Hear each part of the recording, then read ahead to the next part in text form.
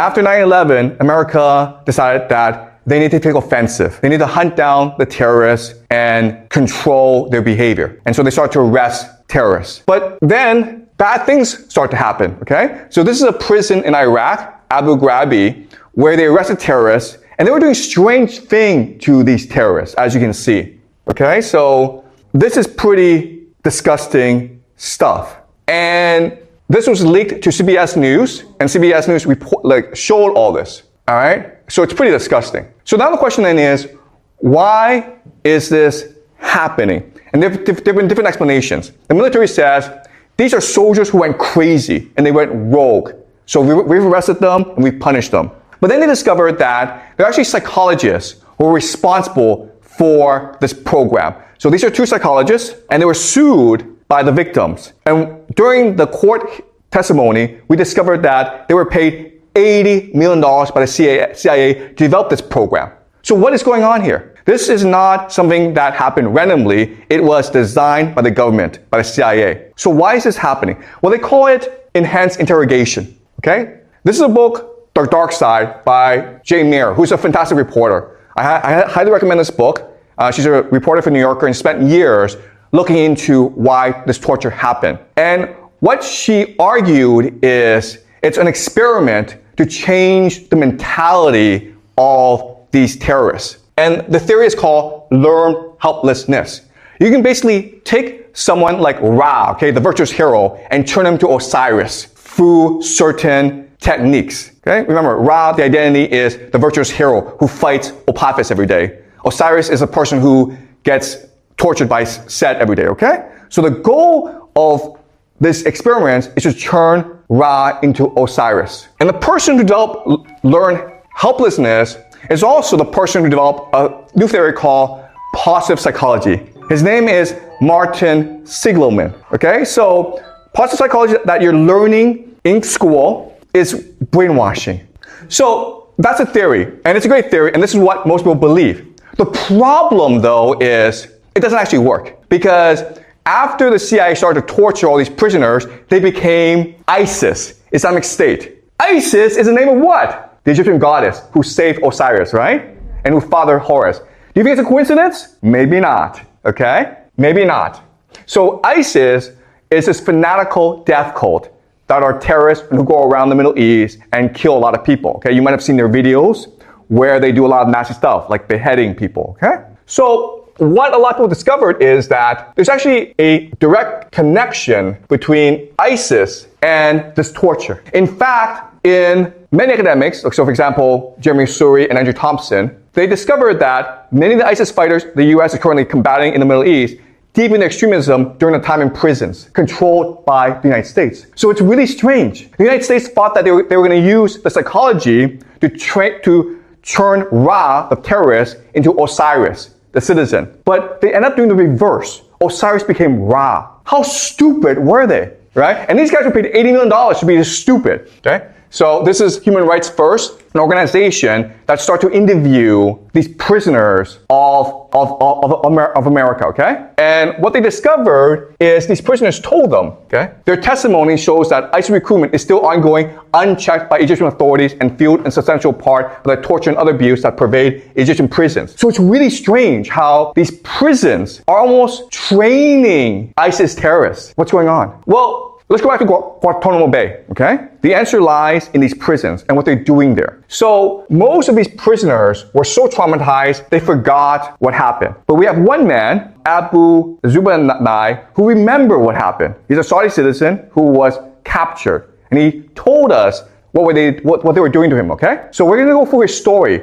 And you tell me what the story reminds you of. So they basically were force-feeding him, torturing him, strangling him. Then they put him in a coffin and they drowned him. Then they used a power drill to do this to him, okay? They basically cut him up. Whoa! Do you guys remember the story? Oh, and also sexual humiliation, right? Where they had a woman who tried to seduce him. Also, guys, right? Do you guys see this? What is the story, guys? What is the story? It's a story of Egypt. This is what they did to Pharaoh. 5,000 years ago. It's the same story. It's the same script. In other words, they're not trying, what they're really doing is they're trying to turn these people who are mostly innocent into terrorists. They're trying to turn these people into drones that they can program and unleash in the Middle East. That's the real goal, okay? So it wasn't that the experiment failed, it worked. ISIS is an American creation designed to create as much chaos as possible in the Middle East. Let me ask you this question. If you really wanted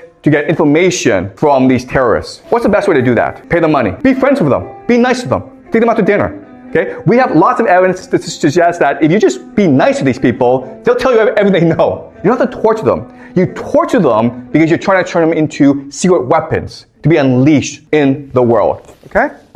Alright? So 5,000 years ago, they were doing this to Pharaoh. And now they figure out how to do this to anyone using drugs, using torture, using ritual abuse. Okay? So all these ISIS fighters, they're robots controlled by the American military. They're drones, they're human drones used. Okay, why is this important? It's important because 5,000 years ago, trying to control the Pharaoh was first and foremost about social control. So there's a program called MK Ultra, started in the 1950s and 60s, led by a chemist called Sidney Gottlieb, okay? And the point of MK Ultra was to figure out how to brainwash people. And for the longest time, this was considered a conspiracy theory. But a few years ago, the CIA, the US government, admitted we actually did this. But not anymore, okay? We did this before, but not today. Not today, okay? Okay, so if you're curious, there are lots of documents, government documents on the internet that you can read, okay? But the MK Ultra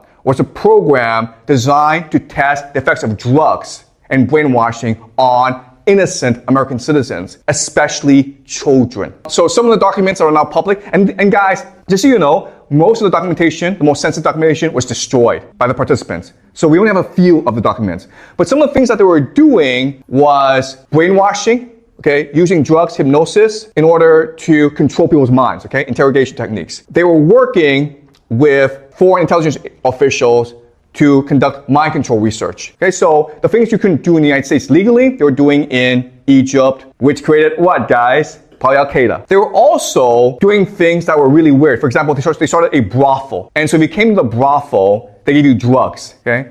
Like LSD. And they were trying to figure out how to control your mind. But they won't do this to most people, right? Okay, well, I'll show you later on. You'll be surprised. Okay, so this is Sidney Gottlieb, and he was the man responsible for MK Ultra. And he's a chemist, okay? So he's trying to figure out how to use these drugs to control the population. And you're like, well, this is just weird. And if you talk to experts, like, well, the MK Ultra results were terrible. But then ask yourself this, what is social media? What is, if you feel bad and you go to a doctor and the doctor gives you drugs, how do they know these drugs work, okay? So MK Ultra did work, but they hide the fact of its effectiveness. And the results of MK Ultra have spread throughout society. Guys, good news. You're now the Pharaoh, okay?